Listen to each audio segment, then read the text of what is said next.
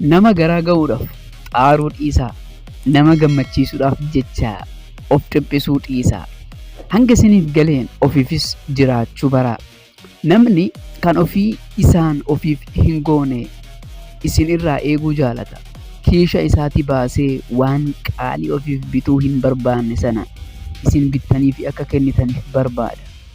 Baay'isanii ofiif ni dhiphatu, garuu waa'ee keessan dhimma isaaniitii miti. Namoonni isinirraa gocha dogongora maleessa ta'e barbaadu. Ofii isaaniif garuu irra deddeebi'anii hin dogongoru. Isaan ofii isaaniif yoo ta'e dogongorri ni hayyamama. Badii balleessuun isaaniif noormaalidha. Isiniif yoo ta'e garuu waan saalfachiisaadha.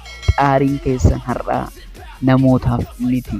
Namoonni gaafa isin ilaalan isaaniif nama gaarii taatanii mul'achuu dirqama hin qabdan.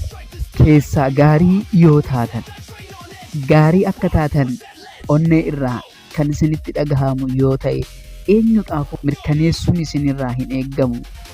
Dirqama isin qabdan. Nama ta'uu barbaaddan san ta'a. Nama taatan kanaafis wabii nama irraa hin eeginaa. Gaarummaa keessan, oolmaa keessan, hojii keessan, beekumsaa fi dandeettii keessan namoonni biroo akka barbaadanitti ta'uu dhiisuu danda'a. Kan barbaachisu garuu safartuu namaatiin argamuu osoo hin taane kan isinirraa eeggamu gootanii argamuudha. Namoonni kan nurraa eegan yeroo hundaa sadarkaan isaa dabalaa deema. Nuti immoo fedhii namoota guutuuf qofa of dhiphisuu hin qabnu. Fuuldura namootatti guddaa taatanii argamuuf hin dhiphatinaa.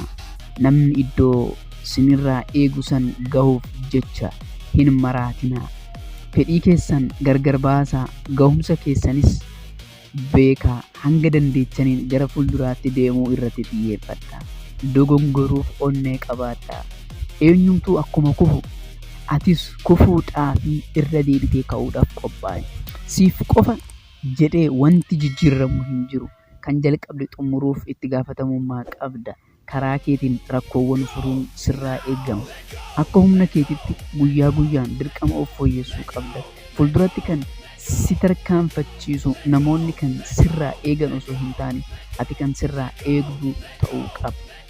Namni waan barbaade battala argatetti ni deema. Or fedhiin isaa battalatti ni jijjiirama. Xiyyeeffannoo kee walitti qabii. Bu'uura sochii kamiituu ofirra godhi. Keessaa gara alaa jiraadhu. Bakka jirtu gara fuulduraatti tarkaanfadhu. Deemsa keessa ofii kee bakka siif malu teechisi. Maatii koo hanga ammaatti waan waliin turtaniif galatooma. Viidiyoo biraan hanga wal agarruutti nagaan naaf turaa. Baay'ee.